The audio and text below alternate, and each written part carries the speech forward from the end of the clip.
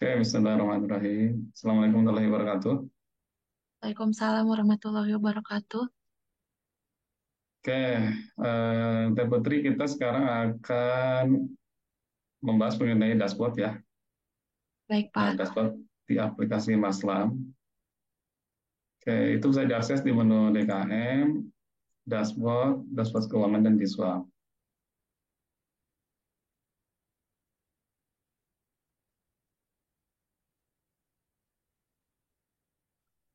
Oke, agar tampilannya maksimal, kita hide menunya, kita klik yang sebelah sini ya. Oke, jadi secara overall, aplikasi ini tergambarkan di dashboard ini ya. Jadi kita bisa lihat menu-menu apa saja yang ada di aplikasi Maslam sebetulnya sudah tergambarkan keseluruhan di dashboard ini.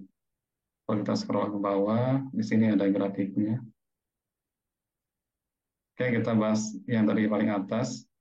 Di atas ini ada total jamaah, artinya Masjid Maslam ini, di sini adalah Masjid Maslam ya, mempunyai 8 orang jamaah. Nah, kalau kita melihat lebih detail, maka kita bisa mengklik tombol yang di sini ya, lihat detail.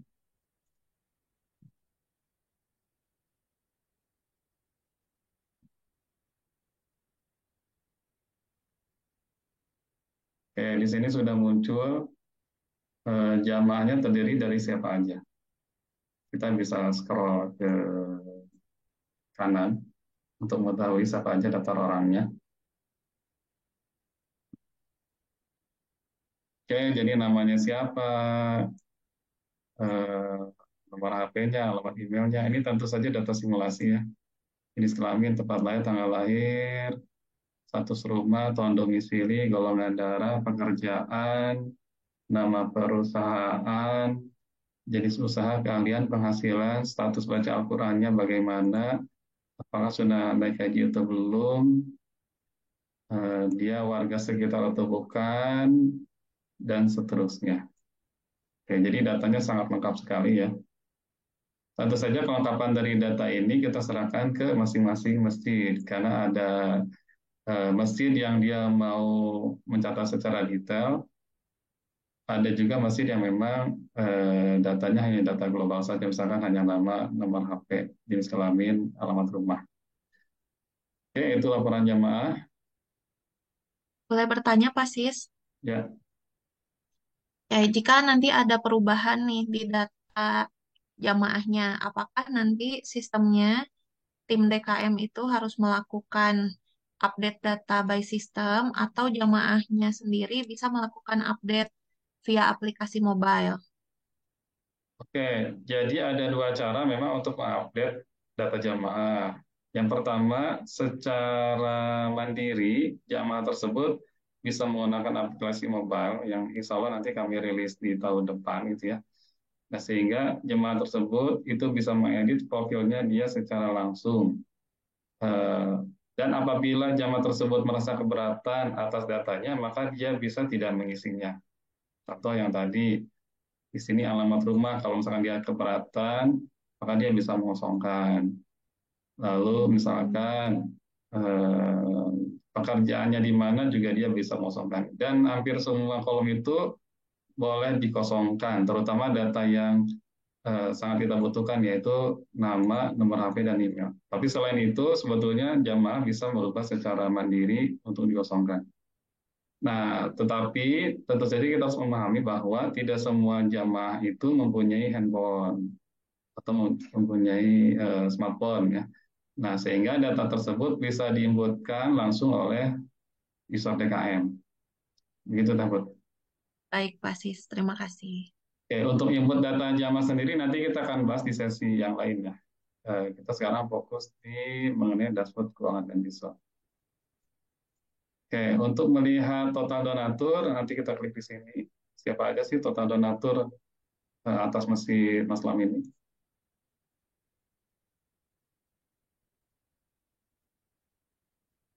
Oke, datanya mirip dengan data jemaah ya, karena memang mengambil dari data jemaah. Ini adalah laporan donatur. Berikutnya adalah total mustahik.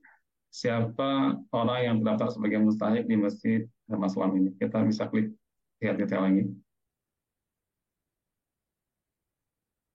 Oke, terdiri dari satu orang. Oke, mustahik di sini nanti kita bagi dua ya rekan-rekan. Jadi mustahik ini ada mustahik Idul Fitri, ada juga mustahik mengenai solidaritas warga. Next-nya akan kami buatkan juga modul mengenai solidaritas warga. Jadi konsepnya adalah ketika nanti ada masyarakat yang tidak mampu, warga sekitar masjid, maka dia bisa mendatangi masjid untuk minta dinaungi oleh masjid. Nanti datanya diverifikasi langsung oleh pengurus masjid, apakah memang tergolong sebagai fakir miskin atau bukan, atau tergolong mustahil atau bukan. Nah, ketika sudah terverifikasi, maka diinput datanya ke dalam aplikasi, dia dicatat sebagai solidaritas warga. Nah, ketika tercatat sebagai orang yang terdaftar sebagai solidaritas warga, maka data orang tersebut akan kita publish terhadap semua orang, baik itu masjid Maslam maupun di masjid-masjid yang lainnya. Harapannya nanti orang tersebut bisa mendapatkan donasi dari orang-orang yang menggunakan aplikasi Maslam. Nah, aplikasi Maslam ini karena dia berdasarkan geolocation ya, sehingga mustahik tersebut nanti dimintakan untuk menginput geolocation rumahnya, altitude longitude-nya ada di mana. Nanti bisa dibantu sama tim Maslam atau tim pengurus masjid sisakan masing-masing untuk menentukan di mana koordinat dari rumah tersebut. Nah, kenapa pakai koordinat? Agar supaya nanti orang-orang sekitar itu yang membantu orang tersebut. Ketika nanti para jamaah menggunakan aplikasi Maslam, maka akan muncul, akan disuggest oleh aplikasi orang-orang mana yang terdekat dengan posisi dari kita sebagai pengguna aplikasi Maslamnya. Nah, sehingga konsepnya adalah kita menolong yang terdekat terlebih dahulu. Gitu. Oke, itu sekilas ya tentang mustahik. Untuk lebih lanjutnya nanti kita akan rilis di tahun depan juga untuk menu solidaritas warga. Oke, di sini ada total request jamaah. Di sini datanya masih nol. Apa maksud dari total request jamaah ini? Total request jamaah ini adalah orang-orang yang melakukan permintaan terhadap Masjid Maslam untuk menjadi jamaah Masjid Maslam ini. Nah, apa benefit ketika seseorang itu menjadi jamaah dari masjid tersebut? Nah, yang pertama adalah dia bisa melihat laporan keuangan di aplikasi mobile Maslam. Seperti halnya masjid-masjid itu setiap hari Jumat mengumumkan bahwa laporan keuangan masjid pemasukan pendapatan dan saldonya berapa, atau dipajang di mading dari masing-masing masjid, atau ada sebagian masjid juga yang eh, mempublikasikan laporan keuangannya di website masing-masing. Nah, konsepnya adalah seperti itu. Jadi kami permudah, kami persimpel, laporan keuangan itu nanti bisa dilihat di aplikasi Maslam. Dengan catatan apabila dia tercatat sebagai jamaah masjid.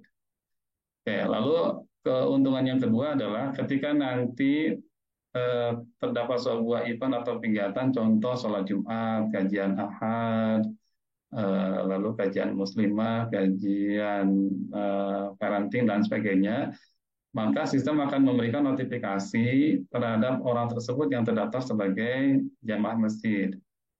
Lalu juga akan mendapatkan notifikasi-notifikasi mengenai himbauan sedekah dan lain sebagainya. Nah, itu adalah keuntungan ketika dia menjadi seorang jamaah dari masjid.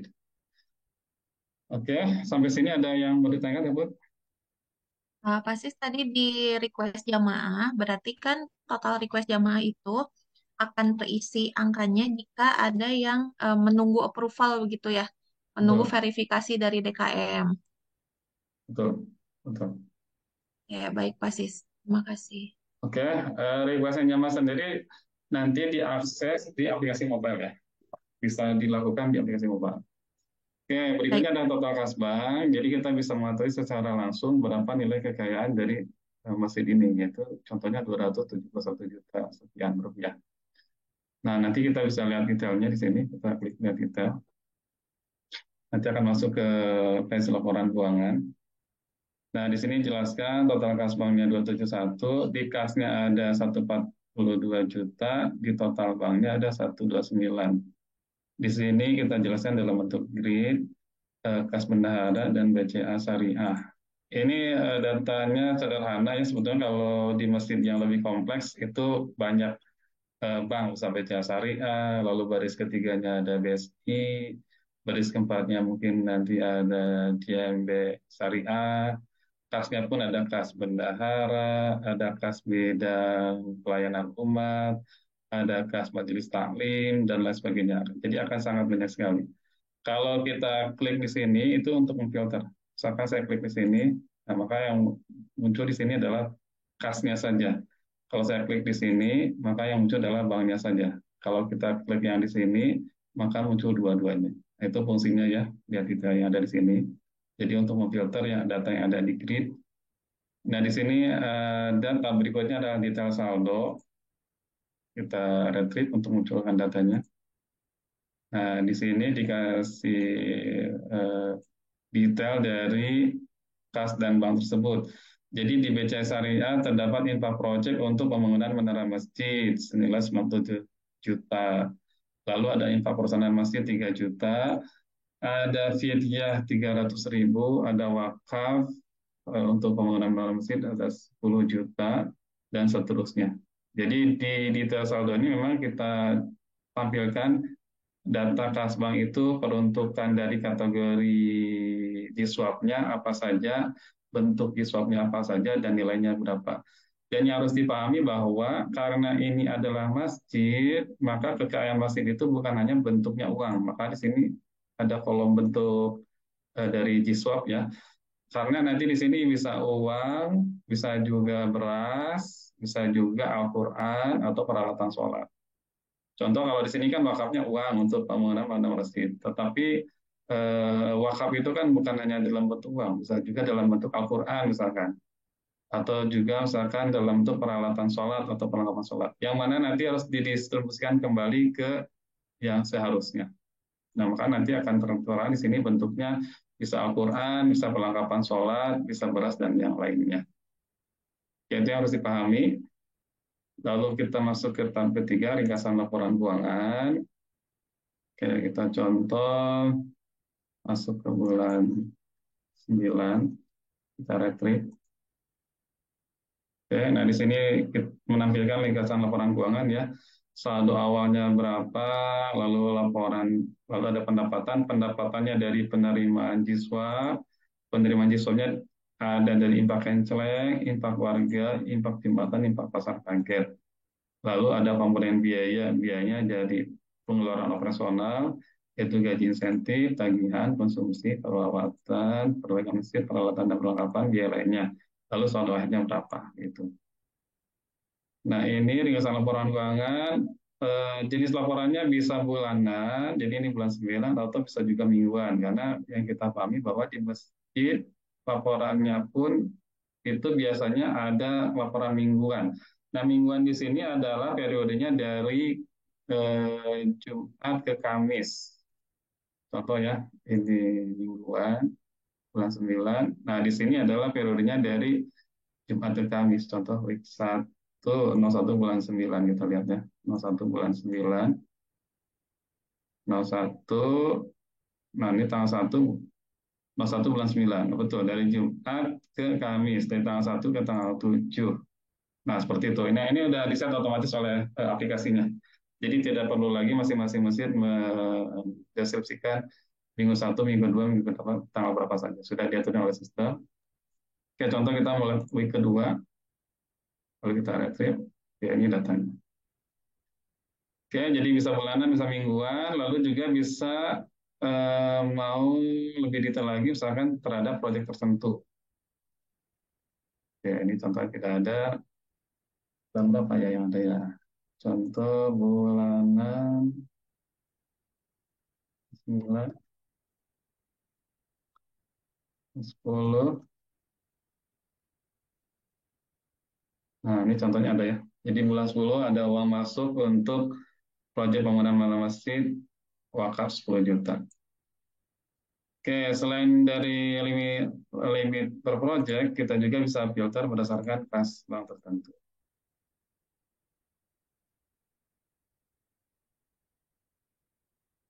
Oke, ini pergerakan di kas bendahara.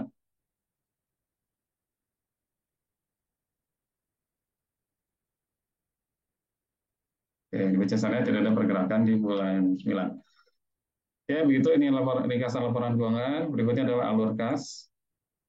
Konsepnya seperti hal yang tadi ya. Jadi kita bisa tentukan atas proyek yang mana, atas kas bank yang mana. Tapi kalau misalkan kita mau menampilkan semuanya, ya pilih yang semua proyek dan pilih dan semua kas bank, semua kategori bentuknya uang. Oke, di sini terlihat ya informasinya. Saldo awalnya sekian, lalu ada gaji dan insentif, insentif untuk imam khatib Jumat 350.000, muazzin Jumat, lalu ada infak hanceling dan seterusnya. Ini lebih detail lagi ya. Oke, itu mengenai alur kas. Sampai sini Bud, ada yang mau tanya? Di tab alur kas pasti itu kan ada keterangan ya. Hmm. Nah, kalau deskripsi itu kan sesuai dengan entriannya. Jadi itu sepertinya pilihan gitu ya, ada master datanya. Nah, Hmm. sedangkan keterangan itu dapat datanya kita dari mana? Kalau keterangan itu memang real transaksi yang terjadi di masjidnya. Itu biasanya orang masjid yang tahu lebih detailnya. Misalkan gaji dan insentif secara pengelompokan ya. Nanti gaji dan insentifnya siapa? Makanya ditulis di sini muazzin Jumat. Kalau insentif imam khatib Jumat gitu. Jadi ini Ya, real jadi transaksi. jadi itu sebetulnya keterangan dari dari masing-masing transaksi ya, Pasis. Betul, betul. Dan ini bebas, free text. Oke, Jadi masing-masing masjid bisa mendeskripsikan sejelas yang mereka mau gitu. baik. Dan ini akan muncul di report alur kasnya ya. Betul. Oke, kemudian yang Oke. kedua, Pasis di tab detail saldo. Hmm. Ya, nah kalau kita lihat kan di sini sebetulnya kan cuma satu rekening ya. Di situ ada Hmm. misalkan ada BCA Syariah gitu, satu rekening bank. Nah, kenapa di situ di split gitu. Jadi BCA Syariah sama-sama infak project, tapi di situ ada dua baris. Terus di bawahnya ada lagi BCA Syariah, ada lagi infak operasional masjid. Kenapa nggak dijadikan satu baris aja ya? Nah, itu memang kelebihan dari aplikasi ini. Aplikasi ini dia dalam satu rekening bisa mempunyai beberapa kategori Jiswap.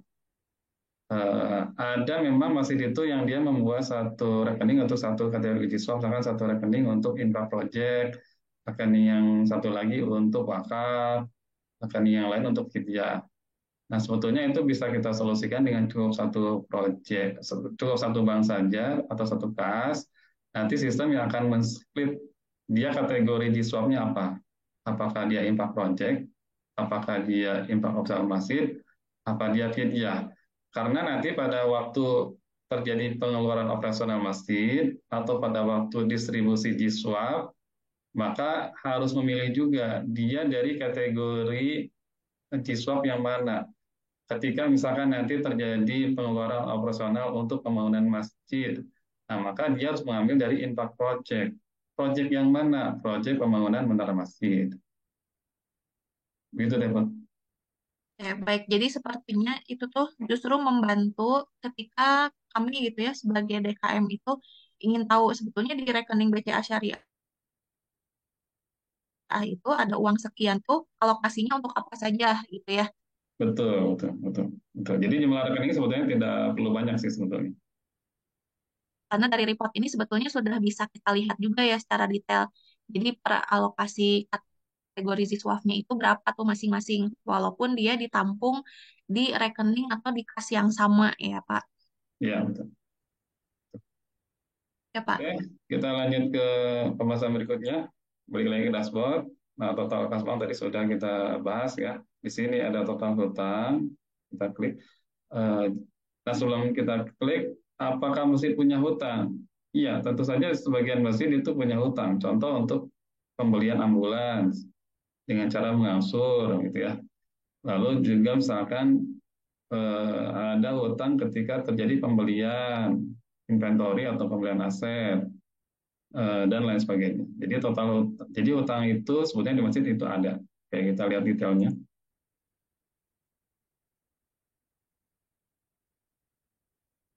Nah, hutang masjid itu dibagi dua, ada hutang pembelian, ada hutang pinjaman. Nah, kalau hutang pembelian berarti dia dipicu oleh transaksi pembelian, pembelian aset dan juga pembelian inventory. Nah, contoh kalau di sini dari pemasoknya toko berkas lalu jumlah hutangnya 2,5 juta. Dari pembelian apa? Coba kita lihat ya.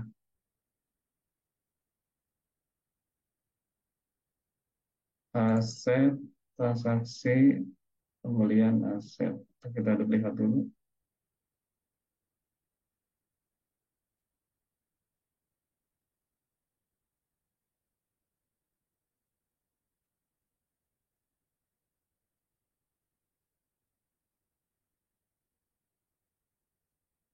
Oke, tidak ada, mungkin ada di inventory.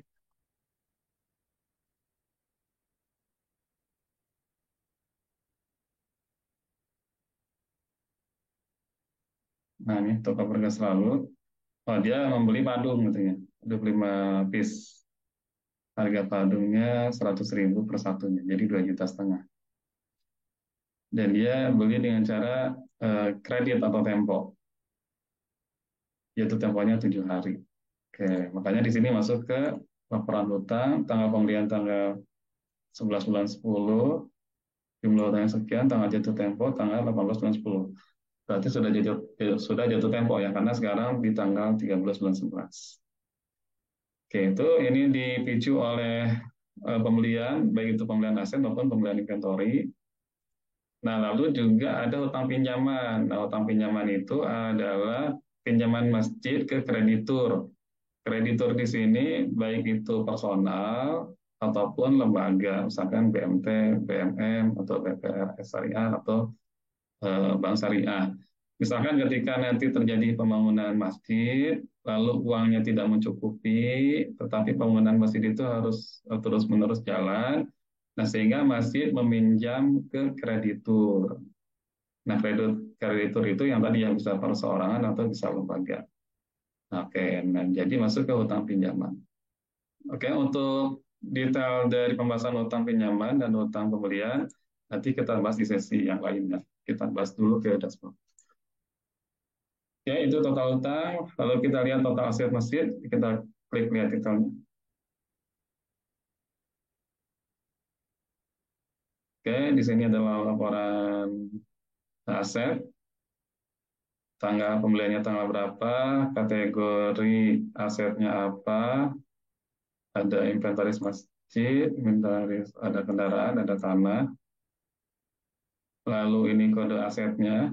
Kode asetnya nanti bisa di generate dari sistem atau bisa juga menggunakan pengkodean yang masjid punya. Ya, ini nama dari asetnya ada bangku, CCTV, dudukan Al-Quran, gas disk, ada mobil Avanza, tanah, dan tanah masjid. Nah, jumlahnya ada berapa? Kalau jumlah asan itu artinya aset ini apakah sudah diserah terimakan ke bidang tertentu atau ke orang tertentu atau belum. Kayak kalau jumlah hapus artinya apakah aset itu sudah dihapus baik itu karena rusak atau karena hilang. Di sini ada harganya, satuannya apa, dan totalnya berapa. Oke, aset pun nanti kita bahas di sesi yang lainnya. Oke, ini laporan aset. Oke, berikutnya ada total inventory. Kita klik lihat detail, 2,5 juta. Nah, inventory yang tadi ya, yang pembelian inventory yang kredit, dia beli padu sebanyak 25, nilainya 100.000. Oke, itu inventory. Sis boleh bertanya, Oke, gimana tuh, Pak? berarti di report total inventory itu dia akan otomatis terupdate juga dari modul pembelian ya Pak ya. Hmm, betul. Jadi begitu kita input modul pembelian, misalnya ada pembelian barang A gitu, dan itu sudah terinput, maka otomatis akan mengupdate juga data di total inventory-nya ya. Betul, betul.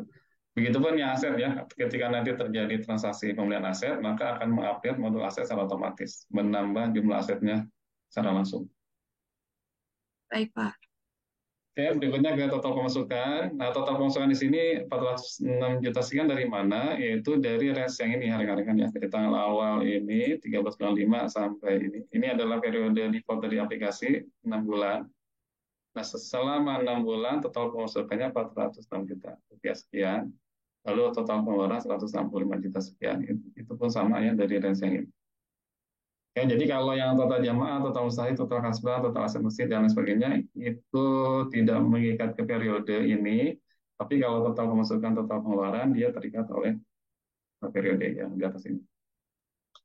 Ya, Untuk lalu periode ya, basis, untuk periode tanggal awal dan tanggal akhir, kita bisa custom range-nya atau sudah oh, terkunci oke. harus 6 bulan. Oke, jadi ini bisa kita rubah-rubah ya sesuai dengan keinginan dari rekan-rekan semua. Oke, misalnya saya rubah ke awal tahun, setelah dirubah kita klik tombol get data. Oke, berubah nilainya, berubah juga grafiknya. Gitu, Tepur? Berarti itu bisa kita atur sesuai dengan data yang kita inginkan ya, apa yang kita perlukan. Betul, betul, pas sekali. Tidak harus 6 bulan ya. Betul, betul. Ada lagi? Sementara udah Pak. Oke, berikutnya total tabungan kurban di sini masih rupiah. Ketika nanti terjadi transaksi input tabungan kurban, sudah akan ada ke sini ya. Kalau kita lihat detail, datanya masih kosong. Oke, nanti kita bahas di sesi selanjutnya untuk membahas mengenai tabungan kurban. Oke, berikutnya ada pinjaman jamaah. Nah, di sebagian masjid memang pinjaman jamaah itu dibuka ya sebagai fasilitas yang diberikan oleh masjid untuk memberikan kemudahan kepada para jamaahnya. Antisipasi dari maraknya pinjaman online atau bank keliling atau rentenir begitu ya. Nah, masjid membuka bantuan untuk melakukan pinjaman jamaah. Oke, kita lihat detailnya.